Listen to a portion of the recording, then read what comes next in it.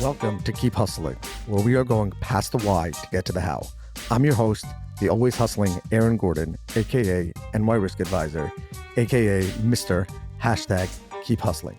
In this podcast, we will be diving deep into the professional and personal successes of our guests to find out how they hustled through the most difficult times in their life and their development to achieve the success they've gotten to today. So buckle up for what hopes to be an amazing ride. Let's get to it.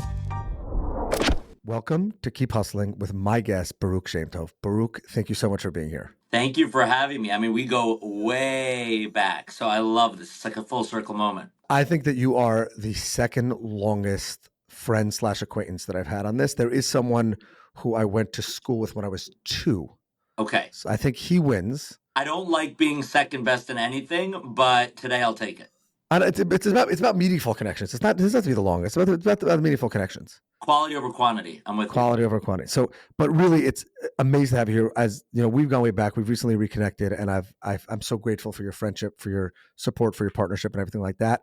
Same. And everybody, I've said this on a few episodes, but I am telling you, if there's a hustler who you want to follow, Baruch is one of them. I don't want to say that he's the hustler, because then people will say, well, Baruch is the top hustler. We're going to get into it a little bit. Thank you. And anybody who reads your bio, we don't do a full bio reading because I think that's boring, but anybody who would read your bio, and who I encourage people to look at the show notes and read your bio, will say, this guy is a hustler. And I've known you since we were babies, but let's just put that aside. What is it in you? What is it in your upbringing, in you, that created that hustle? And I want to just preface that with, you started a business in high school, you've had an incredible career to date, and it's only just beginning. So many people could say some people have success, but I'm saying there's got to be something in it to get it to really rock from the beginning. I think, honestly, it's the curiosity, right? I am curious about so many different things, and I have so many varied interests where I never am satisfied, right? As soon as I know enough or feel like I've done one thing, I feel like I need to push further, go deeper, and expand into another thing, right? And so I think that for me, it's that constant curiosity that keeps me wanting more and more and more. And again, that could be in the same sector, right? You might choose a sector and you achieve something, but you're so curious to know what's beneath that, what's beneath that, what's beneath that. And that is what keeps me going and keeps me hustling. But then how do you know when it's time to pivot? Meaning you went from the fashion thing with some time, I think, at Ralph Lauren, and then you started the design company. It was mostly ties. I was trying to find one, but I think they're probably at my parents' house. Nice. But I definitely had some because we had to wear ties in high school, but whatever. And then got into media, did that, really hit almost the top there. And then you got into banking. So, but how do you know when it's time for a career pivot that's not this is coming crashing down? Totally. And I think, I see the moves that I've made from fashion to television to finance as pivots, but also as progressions, right? I really always, before I take a next step, I think, okay, what are the transferable skills that I've developed in the previous step, and how can I now apply them to my new situation, right? And so when I start to feel like I believe that my skills can be applied better, more effectively, more productively elsewhere, and B, I'm presented with a really great opportunity, I think that is when I know it's time to make the move.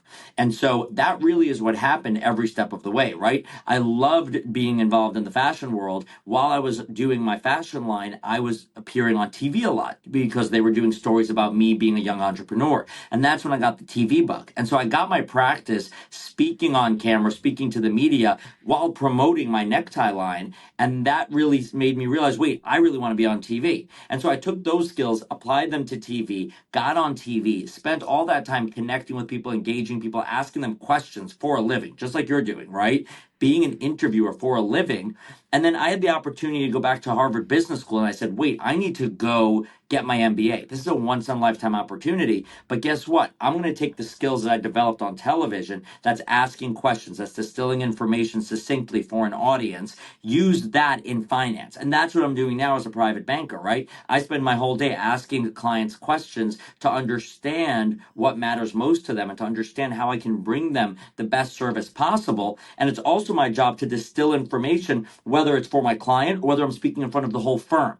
And so having that experience on TV, which led from my experience in fashion, has prepared me for this job in finance. So I hope you realize it's a pivot, but it's also a pivot that's informed by prior experience. I think that's awesome because a lot of people wouldn't see that. Meaning, before you just said it, it's hard to the picture obviously comes together, but I would think the TV was the child of the fashion, and then Right. okay, then you went to business school, and then you decided that you should do. But it really is a natural progression, but I think that one of the things about being someone who has achieved success and continues to gain the success, and part of what we discuss here every week is about everyone finding their hustle. Yeah. Not everyone, I've taken a lot of heat on hustle culture.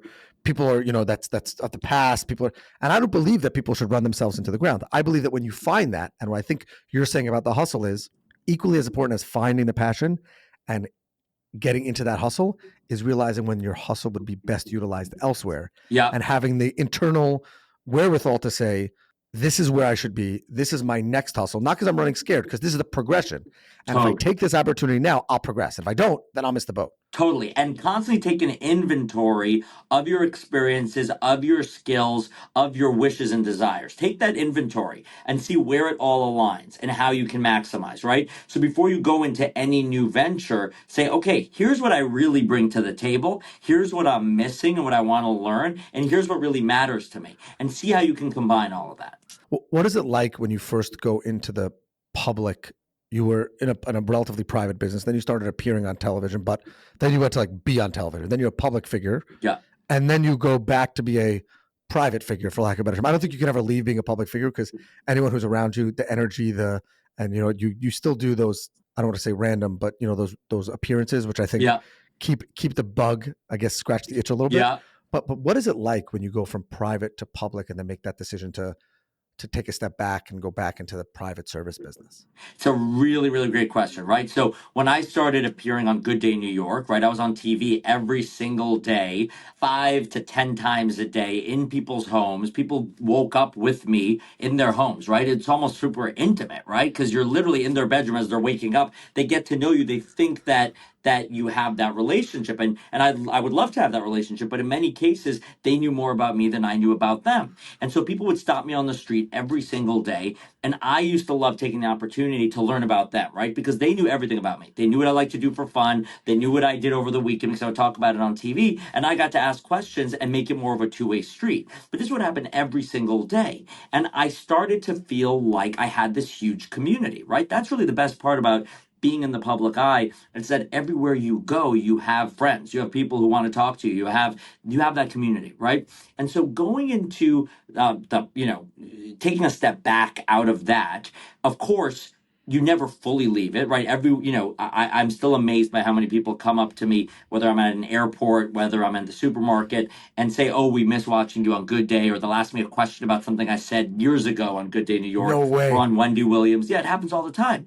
And that's great, right? Because it never leaves and it keeps you constantly engaged with people, by the way, you may never speak with otherwise. I mean, that's what's great. Somebody will come up to me.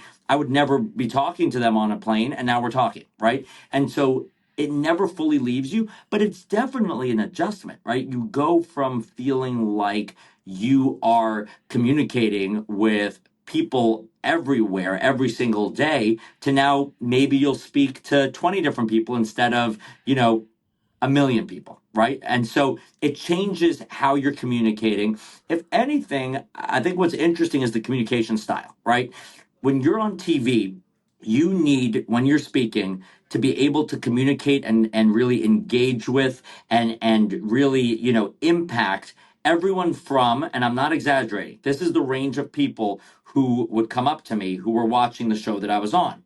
It would literally be an amazing person whose job it was to clean the Metropolitan Museum of Art. And on the other side, and this is a socioeconomic scale I'm talking about here, right? Not the worth of a human being. I'm talking about socioeconomically. Literally somebody whose job it is to clean the museum, which is a beautiful, noble job, to one of the most well-known billionaires in New York City. These are two examples of people who told me they were watching every day. It was my job. One person had not finished college. The other person had gone to business school and beyond. It is my job, regardless of socioeconomic position, regardless of education, to communicate, engage, and embrace the viewer. That's a very different challenge than what I have now, which is a lot more one on one communication with a client, or even if I'm talking to the firm, we're all kind of starting at a similar place in terms of our understanding of the topics at hand. And so that really shifted how I communicated.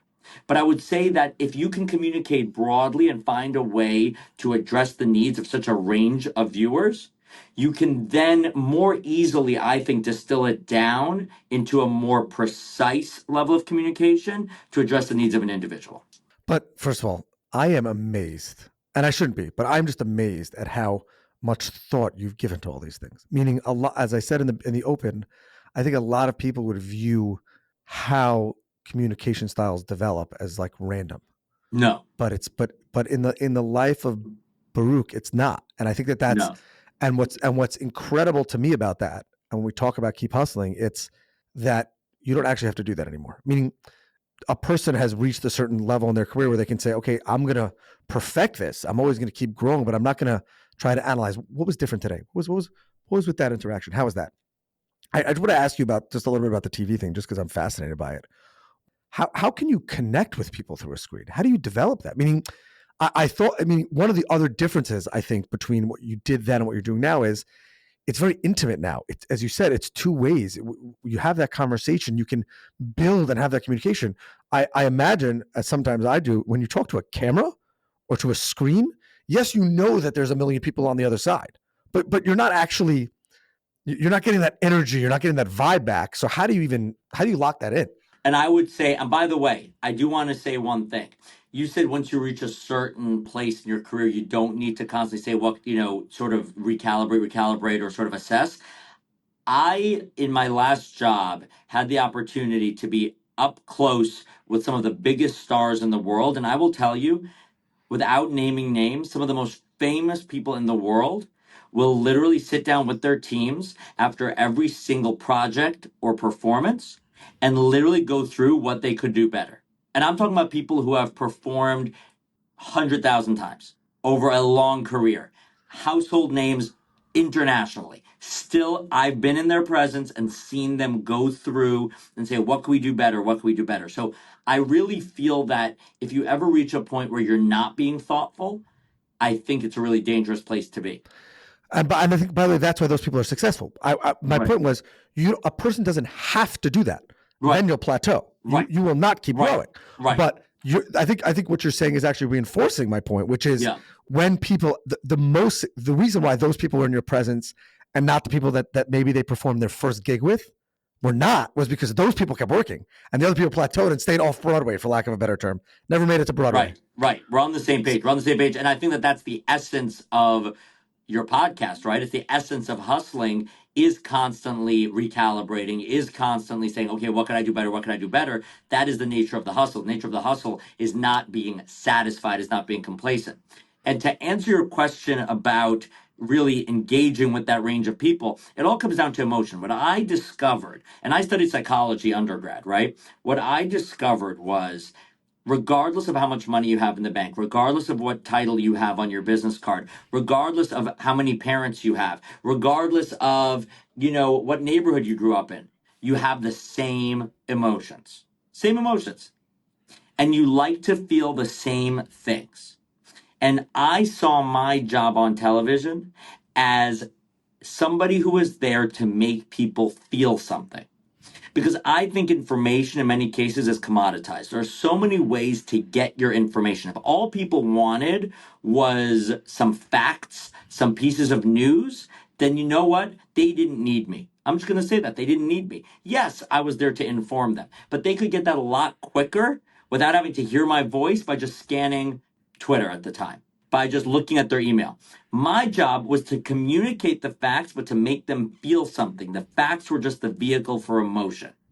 And so that is how I approached every single appearance. It was, I am going to put people in a good mood today. I'm going to make people feel emotionally connected today. And that is the feedback that I would get from viewers. It's, oh, you made me feel great. You put me in a good mood in the morning. And that's when I knew that I was succeeding. And regardless if you're a billionaire or you are literally on welfare, you want to feel the same emotions.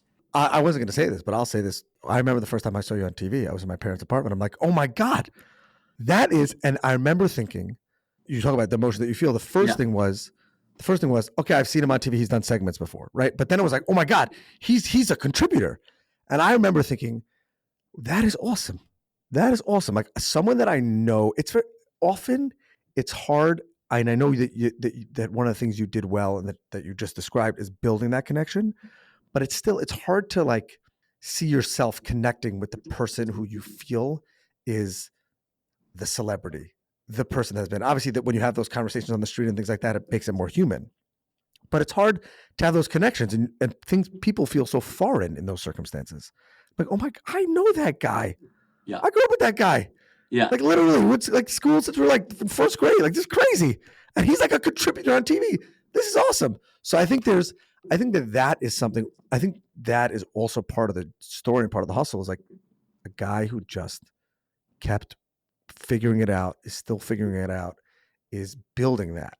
I ask all of our guests to take us to the most pivotal moment in their career and think about the kind of where fear, emotion, things like that was in your career. I don't know. I don't want to conjecture and say that I think I know what it is. So what would you say would be like so far to date? Obviously we're not closing the book. Was the most defining moment and kind of take us to that moment and through it. So I'll tell you what the moment is, and then you have to promise you're going to tell me what the moment is if it's a different moment, the moment that you Okay. predicted. Okay. Okay. So for me, it was the moment that I decided to leave my TV job and go back to business school. That was one of the hardest decisions I ever had to make. Is that what you were going to predict? I was going to say the right before you went on the first time as a regular contributor. That was a pretty big moment too. Like fixing your tie and saying, "This is my job now. I'm not just appearing." Right. This is it. Right. This is a paycheck. This is it. Yeah. And by the way, if I mess this up, and by the way, live TV is very different than pre-taped. That's what I'm saying. That's my point. And live TV, what you learn on live TV, and this is honestly very helpful with the whole hustle culture idea, you got to keep going. The number of times, Aaron, that I would be on live television and my teleprompter started going backwards. No. Correct. Backwards. And instead of panicking, it's my job to just keep talking. Just keep moving forward. Keep moving forward. And don't let the audience know that there's a problem. Just keep moving forward. And luckily, I always knew what I was talking about, right? You would never go on TV, and there are people who do this. It's a bad idea, in my opinion. You don't just go on TV and read cold what's on the teleprompter. You want to read your scripts before, and you want to know what you're talking about, so that if your teleprompter breaks, you can keep talking and you know the story that you're trying to convey. Every time that happened, I would check afterwards with somebody watching, and they'd be like, "Oh, we had no idea." Well, yeah, was there a celebrity that had like at the Super Bowl or something, and the earpiece went out, and it was like the best performance? I think there's something with that where the people who can make it look, and then just to get into the hustle on that, and then I want to hear about the moment when you decided to leave live TV. When you do that the first time, and it's seamless, feels great, and you're like, hold on, I can really do anything. Not that I don't want the teleprompter, not that I want that to happen again tomorrow, but if I just weathered that storm when it could have just totally blown up the whole thing, and then I would have had to say it wasn't my fault, the prompter was back, and I did it. Right. You're like, hey, maybe I could do more. Maybe I could do better. Maybe I could push a little. Totally. It's a blessing. It's a blessing when it happens because it shows you can. 100%. And it makes you a little less nervous because you're like, okay, well, it can't get much worse than that. Like it could, but it can't get much worse than that. So like, okay, I got through that. I could do this. And so I would say those were some pretty interesting moments. Those were pretty pivotal moments, right? And I would say I was probably somewhat nervous going on TV the first few hundred times, right? Like it took a few hundred TV appearances to feel like it was completely organic, right? There was always a little bit of nervousness, And that's normal, right? To feel a little nervous before you go on live TV. But I would say after doing it a few hundred times, I felt like it was just a part of me. It was just who I was. It was like riding a bike. And frankly, once you are able to feel that, I think you can give it the most. because you're now not worrying about, like on a bike, you're not worrying about, okay, right foot, left foot, right foot, left foot. Now you're worrying about the next level. You're thinking, okay, how much more resistance can I put on? How steep of a hill can I climb? And it's the same thing with TV. Once you're not nervous about the idea of being on live television anymore, you can now focus on being fully engaged with your subject and fully engaged with your subject matter and fully engaged with your audience. And that's, I think, where magic happens. And when I had to make that decision to leave my TV job, which was an amazing job, and I'll be forever grateful for that opportunity. And it was one of the biggest blessings of my life that I was able to be on TV for years. I remember where I was. I had been offered a new contract, and it was a Friday night, and I just had a realization. I said, you know what? I am going to do something different. It was this really fork in the road moment where I said, okay, if I take this new contract for, by all accounts, a dream job, right? A job that everybody would kill for. I said, if I take that new contract, I'm never going to go to business school. I'm never going to pursue something different. That's going to be my track. And that's a beautiful track. But I knew instinctively, and this is where the intangible comes to play, the instinct. I knew instinctively that I need to go get my MBA. I need to go pursue a job that would allow me to build something in a way that I felt that I hadn't previously. I wanted to build a business where I could see the progress year after year and really build something for the future. And I felt that business school was step one and then business was step two. And it was the instinct. And I called my agent on that Friday night and I said, Oh God. let's put a pause. Let's put a pause on the negotiations. I think I may want to do something different. And I spoke to the head of, to my boss the following week. And I remember what he said. He said, we will support you, whatever you want to do. He said, take some time, think about it, let us know, the offer stands. And that was a beautiful thing, right? Because it gave me the flexibility to actually make the decision that was right for me and not to feel a level of undue pressure that would force me to make an artificial decision. And so that was a really, really pivotal moment. That's crazy. First of all, I can't imagine what your agent said, but that's okay. But the She other thing was I'll tell you, supportive. She was yeah, she was supportive. Let supportive. me tell Yeah. you, she was supportive. She was. Until you decided to, yeah, okay. I got it. Everyone has to say that. I got it. It's fine. But I was saying, I'm She just kidding. was. But I think, first of all, I for one and my family are grateful that you made that, because we're present. We're lucky to be able to know you now that you've come back off. I'm sorry to the millions and millions of Americans who no longer get to see you on television. But I think it's just remarkable, because it wasn't like you pivoted to a different thing. You decided to go back to school. Yeah. People don't go back to school when they have it. Like But sports players retire and then go back to school because they have to figure out what's next in their career. yeah. You're like Barry Sanders, the football player, just hung it up after he won the MVP. Like that's I find that unbelievable. But I also find it incredible that you found it rewarding now, and that you're finding that same purpose. I assume you don't regret it, and I Yeah. assume that your hustle has just been further inspired in what you're doing now, because and the reason why I can say that with confidence is because the energy that you bring, you haven't stalled on the energy, you haven't plateaued in that, and I think that that's a good way to tell people in their hustle is if you start dragging your feet and lose that energy and lose that passion, then I think that's a telltale sign to make a switch. But gosh, I love it. Wow, Baruch, your hustle inspires me. You're the man. Your I'm hustle so inspires me. Look at you. I mean, look at what you're doing, right? The fact that your day job wouldn't immediately suggest that you'd also be hosting this podcast, right? But you're a hustler. So you say, okay, who am I? How do I expand my personal brand and my personal abilities? How do I reach more people and make more impact? And that's the hustle. So you inspire me. Look, I what you're doing is what I used to do every day is reaching people, bringing them information, inspiring them, making them feel something.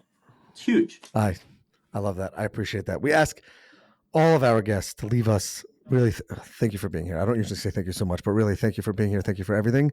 We're gonna get together when I'm back in the city. I can't wait to see you in person. I'm honored to be on your podcast. It means a lot. Thank you. You're the man.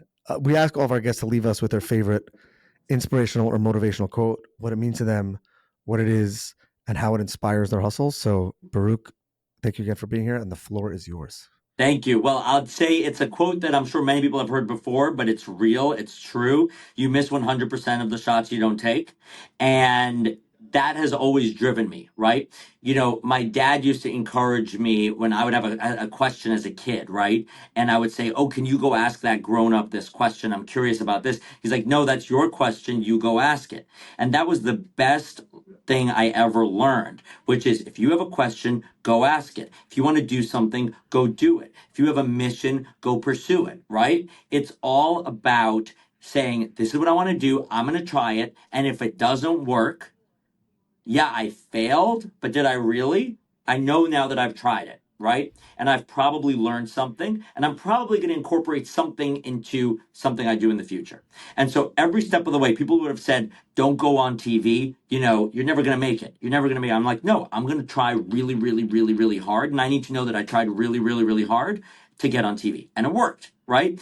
And now in my life as a banker, I do the same thing. It's all about pursuing what you want to pursue and not thinking, oh, well, what if it doesn't work out? Right. And again, it's easier said than done because you need some gumption. You need not to be, really dictated by your fears. But I think that if you can really pursue what your goals are, take all of those shots, enough shots will work out and make your life more enjoyable, more productive, and more fulfilling. I love it. I love it. Baruch Shemtov, thank you for being here. Thank you so much, Aaron. Really appreciate it. You're welcome. This has been another episode of Keep Hustling. Remember, do well by doing good and always keep hustling. All right, hustlers, that brings us to the end of another fantastic episode. Thank you for listening. The listeners are the most important part of this show. If you like what you heard, please leave us a review wherever you listen to your favorite podcasts. Your feedback means the world to us and helps us reach more listeners. Plus, be sure to subscribe to our podcast so you never miss an episode. We have some amazing guests and topics lined up for you, and we don't want you to miss out. And finally, if you have any suggestions, comments, or even just want to say hello, please feel free to reach out to us on all social media platforms. We are Keep Hustling Pod on Instagram, X, Facebook, and LinkedIn. We would love to hear from you to continue the conversation. Thanks again for tuning in and supporting our podcast. We truly appreciate each and every one of you. Until next time, stay curious, stay hungry, and keep hustling.